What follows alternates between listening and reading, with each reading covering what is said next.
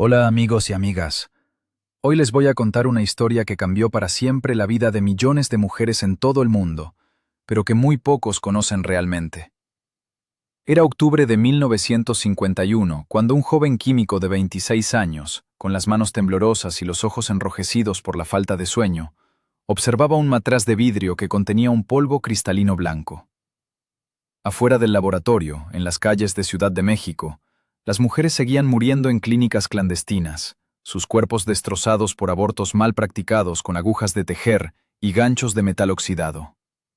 Otras quedaban marcadas de por vida después de someterse a procedimientos bárbaros como la inserción de esponjas marinas empapadas en vinagre dentro de sus úteros, o la ingesta de mezclas venenosas de hierbas que les quemaban el estómago y les provocaban hemorragias internas. Luis Miramontes no lo sabía todavía, pero lo que acababa de crear en ese matraz iba a desatar una revolución sexual, una guerra cultural y un debate moral que seguiría ardiendo 70 años después.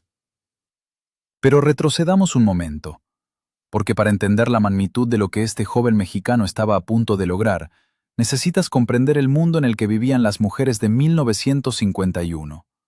Un mundo donde el control de la natalidad no solo era tabú, sino literalmente ilegal en la mayoría de los países. Un mundo donde una mujer casada podía tener 10, 12, 15 embarazos a lo largo de su vida reproductiva, y donde cada embarazo era una ruleta rusa que podía terminar en muerte por hemorragia, infección o parto obstruido. En Estados Unidos, 30 estados todavía prohibían la venta de anticonceptivos. En Connecticut, usar un condón dentro de tu propio matrimonio era un delito castigado con hasta 1 año de prisión. En México, hablar públicamente sobre anticoncepción podía costarte tu reputación, tu trabajo y el rechazo de tu propia familia.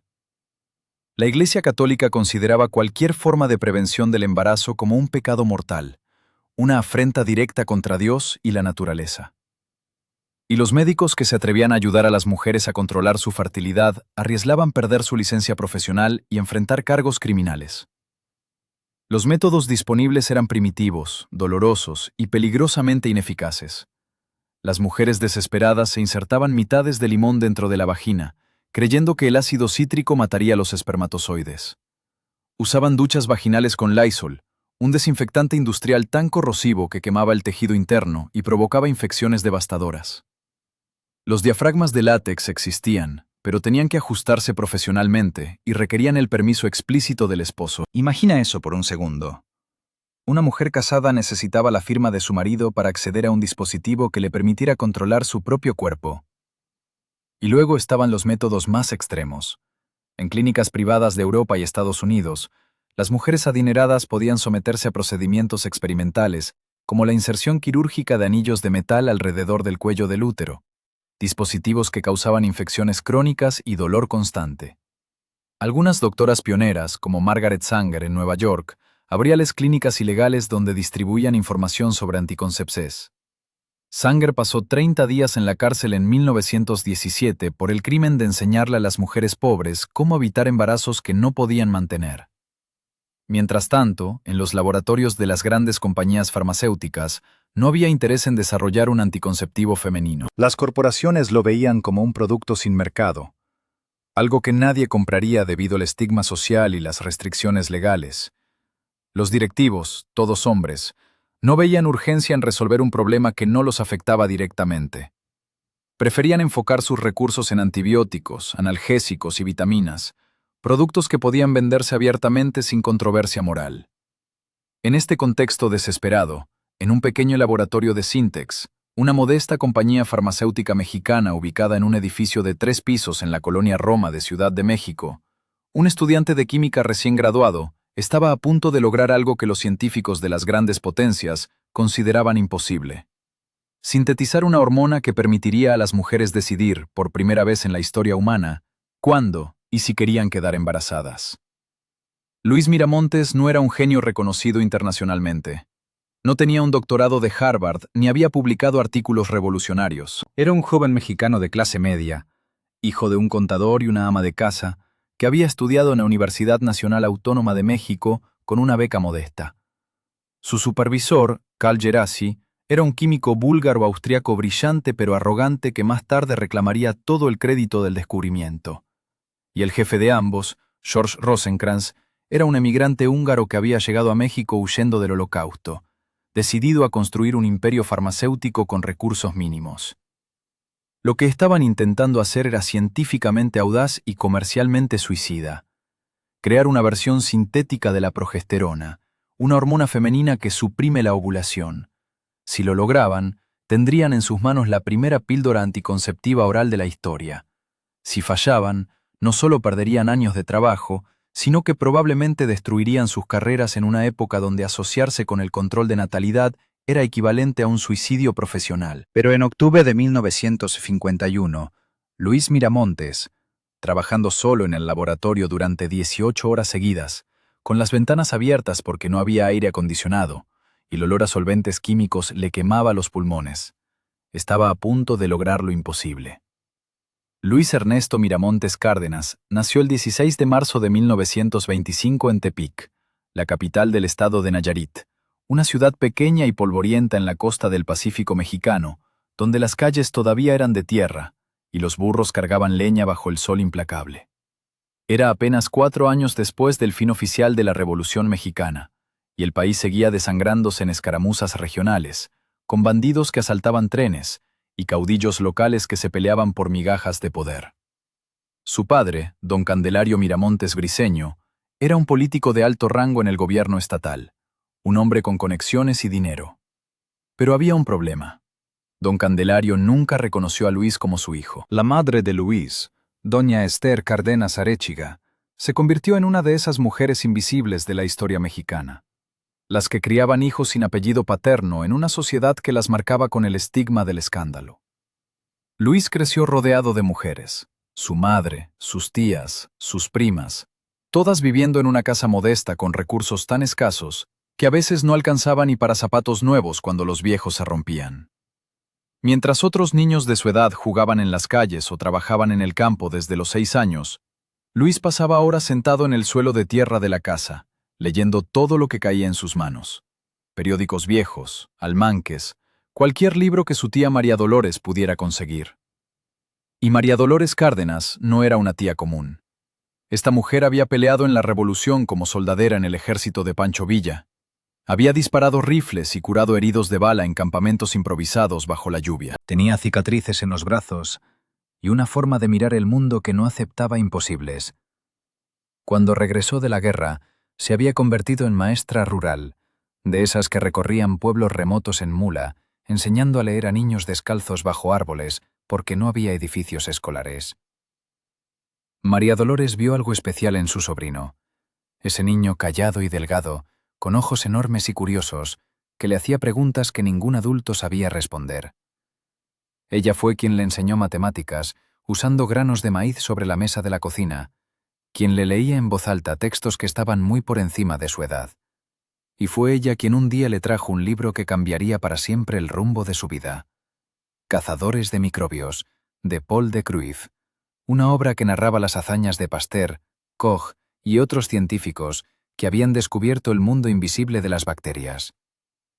Luis tenía 12 años cuando leyó ese libro por primera vez, y lo leyó 3 veces seguidas, memorizando pasajes completos. Mientras sus primos hablaban de fútbol y corridas de toros, él soñaba con laboratorios llenos de tubos de ensayo y microscopios relucientes. El problema era que en Tepic de los años 30 no había futuro para un muchacho sin padre reconocido y sin dinero que quisiera ser científico. Las únicas carreras respetables eran abogacía, medicina para los ricos o comercio para los demás. Ciencia pura era algo que solo existía en la Ciudad de México, en la Universidad Nacional, y eso estaba a 1000 kilómetros de distancia y costaba una fortuna. Pero Luis era obstinado de una manera silenciosa y devastadora. No discutía, no se quejaba. Simplemente estudiaba con una intensidad que asustaba a su familia. Se levantaba antes del amanecer para repasar sus cuadernos a la luz de una vela y seguía estudiando después de la cena hasta que le ardían los ojos. Cuando terminó la escuela primaria con las mejores calificaciones de su generación, María Dolores hizo algo extraordinario. Vendió un terreno pequeño que había heredado y usó ese dinero para ayudarlo a solicitar una beca en la Escuela Nacional Preparatoria de la Universidad Nacional Autónoma de México. Era una apuesta descabellada. Miles de estudiantes de todo el país competían por un puñado de becas y la mayoría venían de familias con conexiones políticas o dinero para pagar tutores privados. Luis no tenía ni una cosa ni la otra. Solo tenía sus calificaciones perfectas y una carta de recomendación escrita a mano por su tía, donde ella juraba que ese muchacho de 14 años llegaría a hacer cosas importantes. Y contra todo pronóstico, le dieron la beca. En 1939, con 14 años recién cumplidos, Luis Miramontes subió a un autobús destartalado con una maleta de cartón que contenía toda su ropa. 3 camisas, 2 pantalones, un par de zapatos remendados y el libro de cazadores de microbios envuelto en papel periódico. El viaje a la Ciudad de México duró 2 días, con paradas en pueblos polvorientos donde vendedoras ofrecían tacos y agua fresca a través de las ventanas del autobús. Luis no compró casi nada porque necesitaba ahorrar cada centavo. Llegó a la capital con hambre, mareado por el movimiento del vehículo y completamente deslumbrado. La Ciudad de México de 1939 era un monstruo incomprensible para un muchacho de provincia. Edificios de 10 pisos que parecían rascacielos, tranvías eléctricos que corrían por avenidas pavimentadas, tiendas con vitrinas llenas de productos importados que él nunca había visto. La Escuela Nacional Preparatoria estaba ubicada en el antiguo Colegio de San Ildefonso, un edificio colonial magnífico con murales de Diego Rivera y Orozco cubriendo las paredes. Luis caminaba por esos pasillos sintiendo que había entrado a otro universo. Sus compañeros de clase eran hijos de ministros, empresarios y generales. Usaban trajes bien planchados y hablaban con el acento refinado de las clases altas. Luis, con su ropa remendada y su acento norteño, era un bicho raro. Pero en el salón de química, todas esas diferencias sociales se evaporaban. Porque cuando Luis Miramontes se ponía una bata de laboratorio y sostenía un matraz, algo cambiaba en él. Sus manos, que siempre habían sido torpes con un balón de fútbol, se movían con precisión milimétrica al medir reactivos. Su memoria fotográfica le permitía recordar cada paso de procedimientos complicados sin consultar el manual. Los profesores comenzaron a notar a ese estudiante callado que terminaba los experimentos antes que nadie, y nunca cometía errores en sus cálculos. Uno de ellos le dijo algo que Luis nunca olvidaría. Tú no piensas como estudiante, piensas como investigador. En 1945, a los 20 años, Luis se inscribió en la carrera de Ingeniería Química en la Facultad de Química de la UNAM. Para entonces, ya vivía en una pensión miserable en la colonia Guerrero, compartiendo una habitación del tamaño de un armario con otros 2 estudiantes, durmiendo en un catre de metal que chirriaba cada vez que se movía. Sobrevivía con tortillas, frijoles y café aguado, y a veces pasaba días enteros sin comer carne porque no le alcanzaba. Pero no le importaba. Estaba exactamente donde quería estar, rodeado de libros de química orgánica, aprendiendo los secretos de las moléculas, entendiendo cómo la estructura atómica determinaba las propiedades de las sustancias. Y fue durante esos años cuando empezó a obsesionarse con algo específico: las hormonas esteroides. Estas moléculas complejas, con sus anillos de carbono entrelazados, como rompecabezas tridimensionales, lo fascinaban de una manera que no podía explicar. Pasaba horas en la biblioteca, dibujando estructuras moleculares en cuadernos baratos, tratando de imaginar cómo pequeños cambios en la posición de un átomo podían transformar completamente la función de una hormona. Sus compañeros pensaban que estaba loco. ¿Para qué perder tiempo con esas cosas cuando podías conseguir un trabajo bien pagado en una refinería de petróleo o en una fábrica de cerveza?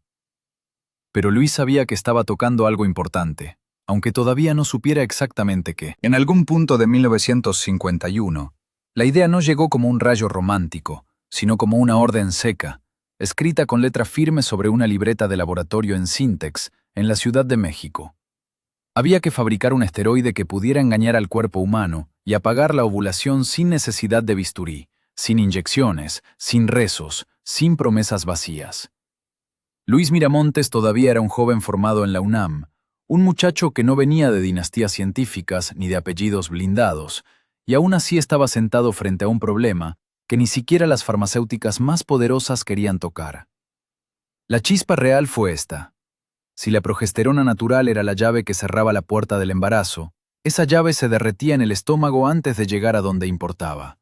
La hormona, tal como existe en el cuerpo, no servía por vía oral. Se desarmaba, se volvía inservible, como papel mojado. Para convertirla en un arma silenciosa, Había que rediseñar la molécula, protegerla, endurecerla, darle una estructura capaz de sobrevivir el ácido gástrico y seguir siendo reconocida por el organismo. Y ese reto, en 1951, era una frontera, química orgánica de alto riesgo, en un país que todavía construía su industria moderna a trompicones, con presupuestos modestos y equipos que no siempre eran nuevos. Cuando Luis escuchó por primera vez el objetivo completo, una hormona sintética, potente, estable, hecha en laboratorio, destinada a controlar la fertilidad femenina, no lo celebraron con aplausos. Lo que recibió fue el silencio pesado de los adultos que ya habían visto demasiados proyectos morir. En Syntex, el cerebro brillante de Carl Djerassi y el liderazgo de George Rosencrantz empujaban el trabajo, pero incluso con ellos al mando, el ambiente era una cuerda floja. Había que demostrar resultados rápido, porque el dinero no se evaporaba, se cortaba. Y había un veneno adicional, invisible, flotando en cada conversación. La palabra anticoncepción podía convertir un avance científico en una bomba moral. Los escépticos no decían "no se puede" con gritos. Lo decían con sonrisas pequeñas, con cejas levantadas, con frases que sonaban a consejo pero olían a sentencia. ¿Para qué arriesgar la reputación? ¿Para qué construir algo que nadie se atrevería a vender abiertamente? ¿Quién iba a poner su nombre en un producto que tocaría el sexo, la religión, la familia, la ley? Ese tipo de preguntas no se notan en el pizarrón, pero se sienten igual que una mano apretando la garganta. Y aún dejando fuera el miedo social, la dificultad técnica era monstruosa. No se trataba de mezclar dos líquidos y esperar magia. Era una escalera de pasos delicados, donde cada reacción tenía que ocurrir con precisión y cada impureza podía arruinar semanas de trabajo. Un error en la temperatura, un solvente contaminado, una gota de agua donde no debía haberla, y el resultado final se volvía un barro inútil. En esos años, el laboratorio no era un templo limpio y automático. Era un lugar con olores agresivos, con vidrios calientes, con vapores que picaban la nariz y te dejaban un sabor metálico en la lengua. Luis estaba atrapado en la peor clase de combate, uno donde el enemigo no era una persona sino la materia misma. Carbonos que se negaban a encajar, enlaces que se rompían como huesos frágiles, cristales que no aparecían aunque los esperabas con desesperación. Y encima el reloj, porque él no era el joven prometedor al que se le perdonan años de ensayo y error. Él era el asistente joven, el que tenía que demostrar que merecía estar ahí, trabajando junto a figuras como Djerassi y Rosencrantz en una empresa que apostaba fuerte por la química de esteroides. En ese punto de la historia, el conflicto ya estaba claro, aunque nadie lo dijera en voz alta. Si Luis lograba sintetizar el compuesto correcto, el mundo podría cambiar. Pero si fallaba, no solo se perdería una reacción, se confirmaría para muchos la idea cómoda de siempre, que ciertas cosas no deben intentarse, que hay temas prohibidos, que la ciencia tiene límites impuestos, no por la naturaleza, sino por el miedo humano. La primera semana en Syntex no tuvo nada de épica. Tuvo inventario, frascos medio vacíos y ese olor agrio, inconfundible, de solventes viejos que se pega a la garganta como si fuera polvo. Luis entraba temprano, cuando la ciudad todavía estaba fría y los camiones soltaban una nube aceitosa en la avenida. Subía las escaleras con el estómago apretado y el cuaderno bajo el brazo, porque en ese lugar el tiempo se medía en reacciones.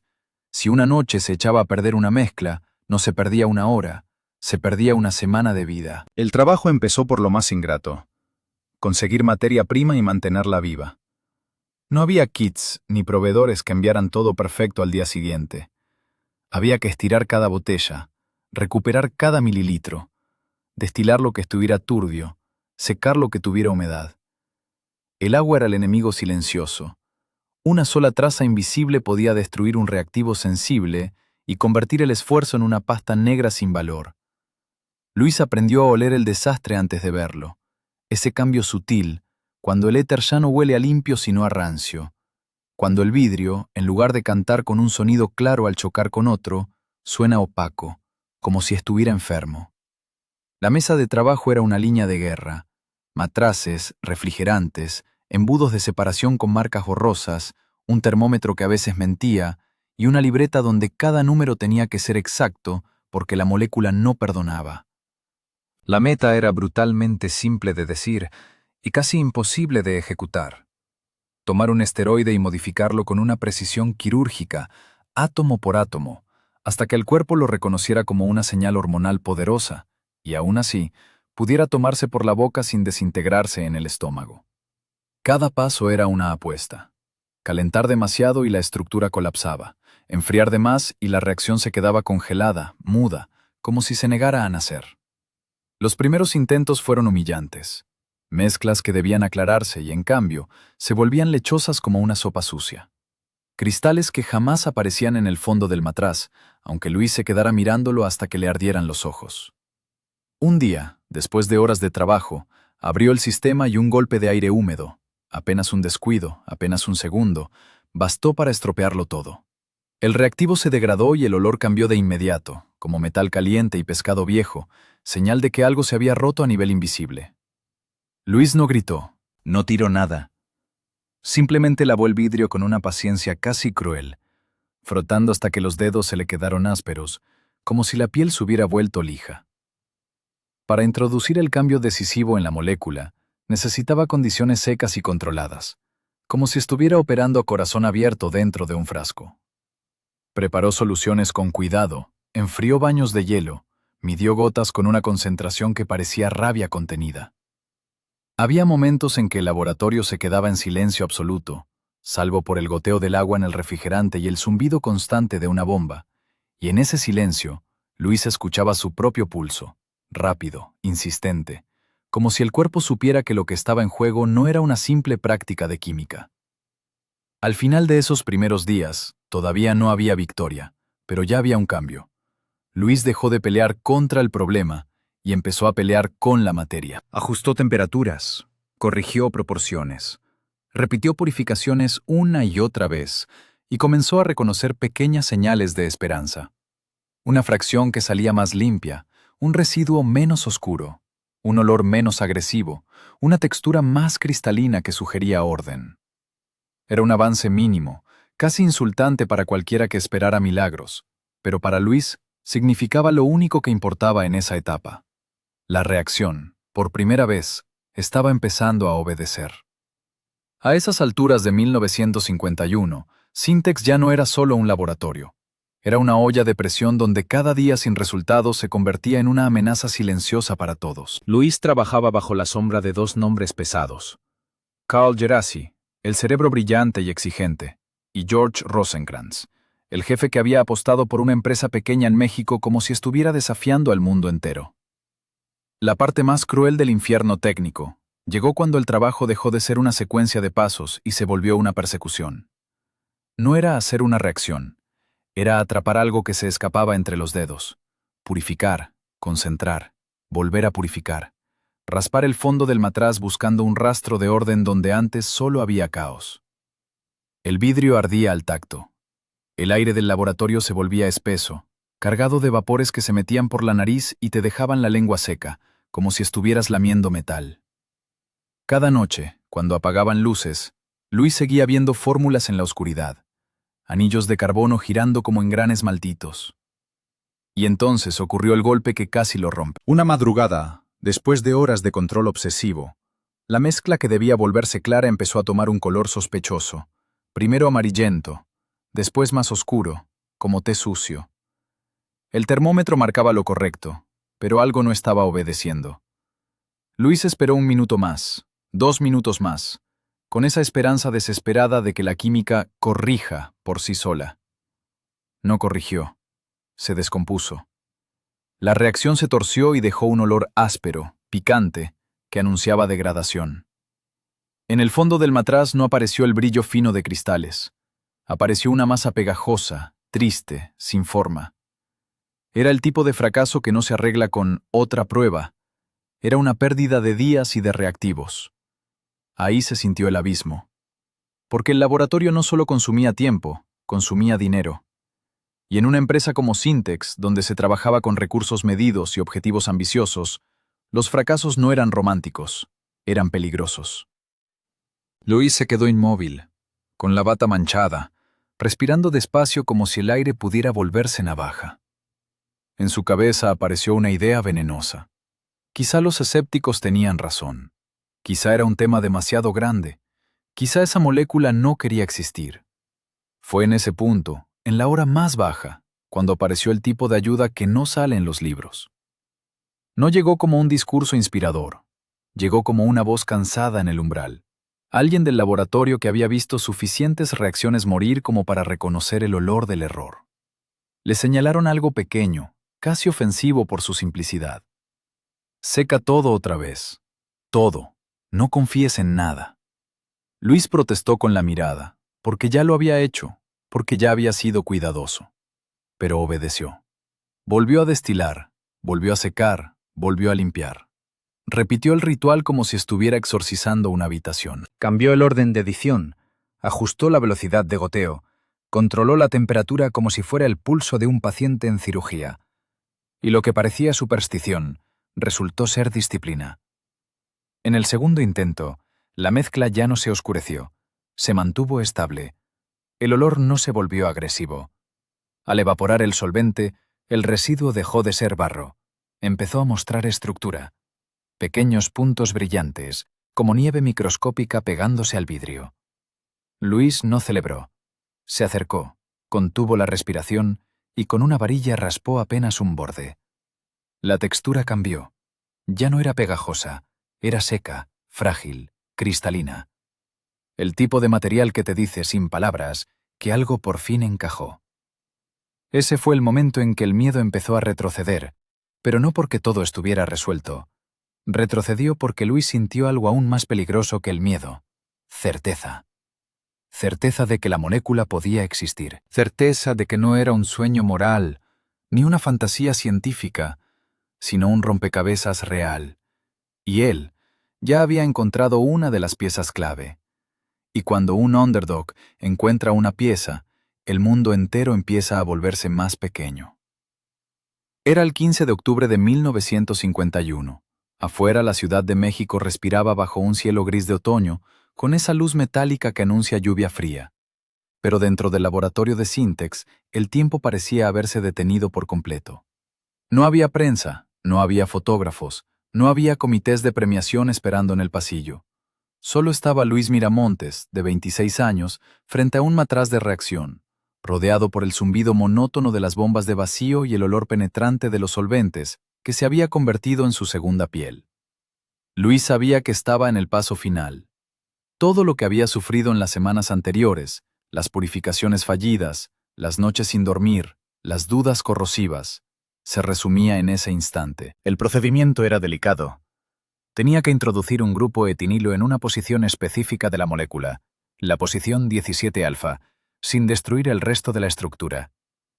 Era como intentar soldar una pieza microscópica en un reloj de arena, mientras éste seguía cayendo. Si la temperatura subía un grado más de lo debido, la reacción se volvería incontrolable. Si bajaba, se detendría. Sus manos, que normalmente eran firmes, se movían ahora con una cautela religiosa. Añadió los reactivos gota a gota, observando cómo la mezcla cambiaba sutilmente. No hubo explosiones, no hubo humo de colores, no hubo efectos especiales. La química real es silenciosa. Lo que ocurrió fue un cambio de fase. El líquido turbio comenzó a aclararse y en el fondo del recipiente empezaron a precipitar unos cristales blancos, diminutos y brillantes. Eran cristales de una sustancia que nunca antes había existido en la naturaleza. Luis contuvo la respiración. Apagó el agitador. Con una espátula de metal, tomó una muestra minúscula de esos cristales y los llevó al aparato de punto de fusión. Este era el juez supremo. Cada sustancia pura se funda a una temperatura exacta y única. Si los cristales se derretían antes de tiempo, era basura, una mezcla impura. Si resistían hasta la temperatura teórica calculada, era el triunfo. Miró a través del ocular, viendo cómo los cristales se mantenían sólidos mientras el termómetro subía. 150 grados, 160 grados, 170 grados. Los cristales seguían ahí, perfectos, desafiantes. Cuando finalmente se fundieron, lo hicieron exactamente en el rango que la teoría predecía para la 19-NOR17-alfa-etiniltestosterona. El corazón le latía en la garganta. Pero faltaba una prueba más. Tomó otra muestra y la disolvió para medir su rotación óptica, la forma en que la molécula desviaba la luz. Escribió los números en su cuaderno de laboratorio, página 114, con una caligrafía rápida y nerviosa. Síntesis de 19-nor-17-alfa-etiniltestosterona. Hizo el cálculo final. Coincidía. En ese momento la puerta se abrió, o quizás él fue a buscarlo, pero Carl Djerassi entró en escena. Djerassi, el hombre difícil, el genio escéptico que había supervisado cada paso con una mirada crítica, tomó los datos. Revisó el punto de fusión, revisó la rotación óptica, miró los cristales blancos en el matraz. Hubo un segundo de silencio absoluto en el laboratorio. Ese tipo de silencio que pesa más que cualquier grito. Djerassi levantó la vista y miró a Luis. No hubo abrazos efusivos ni champán volando por el aire. Hubo algo más profundo, el reconocimiento de un científico a otro. Lo tenemos, dijo, o quizás solo asintió, pero la electricidad en el aire era innegable. Habían logrado sintetizar la noretisterona, el compuesto oralmente activo más potente jamás creado para inhibir la ovulación. En ese matraz sucio, en un edificio alquilado de la colonia Roma, un joven estudiante mexicano acababa de crear la llave química que liberaría a las mujeres de su biología. Luis no lo sabía en ese instante, pero acababa de detonar una bomba nuclear silenciosa. Esos cristales blancos eran la píldora, y el mundo, tal como lo conocían, estaba a punto de desaparecer para siempre. El éxito en el mundo de la alta ciencia es una bestia extraña. A menudo no llega con fanfarrias, sino con abogados. Apenas unos días después de aquella tarde de octubre, la maquinaria corporativa de Syntex se puso en marcha con una velocidad aterradora, protegiendo el hallazgo bajo capas de lenguaje legal y sellos oficiales. El nombre de Luis Miramontes quedó inmortalizado en la patente estadounidense número 2.744.122, junto a los de Rosenkrantz y Djerassi. Un documento frío que certificaba que un joven de 26 años había logrado lo que los gigantes de la industria farmacéutica llevaban décadas buscando en vano. Pero el papel no sangra, y la realidad que vino después fue mucho más amarga que la dulce victoria del laboratorio. Lo que Luis había creado no era solo una molécula, era una amenaza existencial para el orden establecido, y el mundo reaccionó con una mezcla de voracidad y rechazo violento. Mientras Syntex se convertía de la noche a la mañana en una potencia global, atrayendo la mirada codiciosa de Wall Street, los buitres del reconocimiento empezaron a circular. La narrativa que se empezó a vender en Estados Unidos y Europa era más cómoda si se omitía el detalle de que el invento había nacido en un edificio modesto de México, de las manos de un estudiante. En las revistas internacionales y en los congresos de química, la figura carismática y brillante de Carl Djerassi comenzó a absorber todo el oxígeno, llevándose el título mediático de padre de la píldora, mientras Luis, con su perfil bajo y su ética de trabajo silenciosa, quedaba relegado a un pie de página, visto por muchos como un simple par de manos hábiles que siguió instrucciones. Pero el olvido académico no fue el único enemigo. La Iglesia y los sectores conservadores despertaron con furia. Luis, un hombre de familia y de fe, se encontró en el ojo de un huracán moral que nunca buscó. Desde los púlpitos se tronaba contra la píldora del pecado, acusando a sus creadores de intervenir en la voluntad divina y de fomentar la promiscuidad. Era una ironía cruel. El muchacho que había estudiado con el dinero de una tía revolucionaria y que solo quería resolver un rompecabezas químico, ahora era visto por medio mundo como un agente del caos moral. Hubo cenas familiares tensas, amigos que dejaron de llamar, y una presión social asfixiante que sugería que lo que había hecho no era un milagro médico, sino una transgresión. Y mientras la píldora comenzaba su lento y difícil camino hacia la aprobación de la FDA en 1960, un proceso lleno de pruebas clínicas dudosas y batallas políticas en Washington, Luis vio cómo su creación se le escapaba de las manos para convertirse en un producto de consumo masivo, empaquetado en blísteres de plástico y vendido por millones de dólares que él jamás vería. Las grandes farmacéuticas estadounidenses, que años atrás se habían burlado de la idea, ahora corrían para desarrollar sus propias versiones, copiando, modificando y litigando, tratando de borrar el origen mexicano del descubrimiento para apropiárselo comercialmente. La historia se estaba reescribiendo en tiempo real, y en esa nueva versión, el nombre de Miramontes se estaba desvaneciendo con la misma rapidez con la que el vapor de un solvente desaparece en el aire. Sin embargo, Luis no se volvió un hombre amargado. No demandó. No gritó ante las cámaras, No escribió libros de memorias llenos de veneno. Siguió haciendo lo único que sabía hacer: trabajar.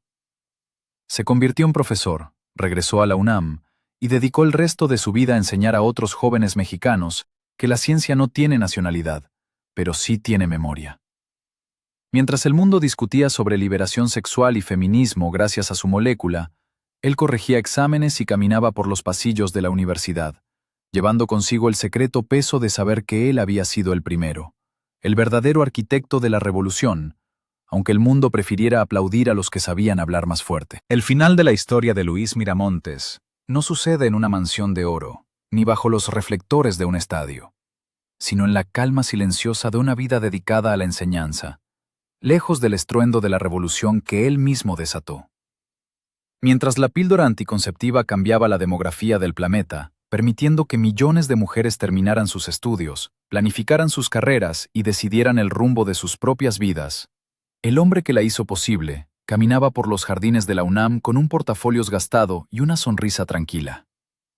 Nunca buscó la fama de las revistas de celebridades. Su orgullo estaba en otro lado, en las decenas de patentes que siguió registrando y, sobre todo, en los cientos de ingenieros químicos a los que formó, sembrando en ellos esa misma curiosidad terca que lo había llevado a triunfar en un laboratorio improvisado de la colonia Roma. Años más tarde, cuando el polvo de la controversia se asentó y la historia comenzó a corregirse a sí misma, el reconocimiento llegó, aunque tarde y a menudo incompleto.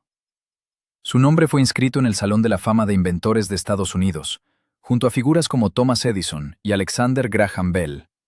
Un honor reservado para aquellos cuyas ideas no solo mueven máquinas, sino que mueven a la humanidad entera. En el año 2000, una votación global lo reconoció como el autor de una de las invenciones más importantes de los últimos 2000 años, colocándolo por encima de la invención de la rueda o la imprenta en términos de impacto social inmediato. Pero para Luis, el verdadero premio no eran las placas de bronce ni los diplomas enmarcados. El verdadero legado de Luis Miramontes vive en lo invisible. Vive en cada mujer que puede mirar al futuro sin miedo a un embarazo no deseado, en cada familia que puede decidir cuándo crecer, en cada conversación sobre libertad reproductiva que hoy damos por sentada. Él fue el alquimista moderno que tomó el miedo y lo transformó en libertad, usando nada más que su intelecto y una perseverancia inquebrantable frente a un mundo que le decía que no se podía. Murió en 2004, en la misma Ciudad de México que lo vio nacer, dejando tras de sí un mundo radicalmente distinto al que encontró. Quizás hoy, al caminar por la farmacia y ver esas cajas pequeñas alineadas en los estantes, nadie piense en el joven de Nayarit que, con las manos manchadas de reactivos y el corazón acelerado, logró aislar la molécula de la libertad. Pero no importa que no sepan su nombre, porque su obra está viva en la sangre de la sociedad moderna. Luis Ernesto Miramontes Cárdenas nos enseñó que el genio no necesita pasaporte, que la ciencia puede ser un acto de rebeldía y que a veces los cambios más grandes de la historia comienzan en silencio, dentro de un pequeño matraz de vidrio, sostenido por las manos de alguien que simplemente se negó a rendirse. Gracias por acompañarnos en este viaje. Hasta la próxima historia.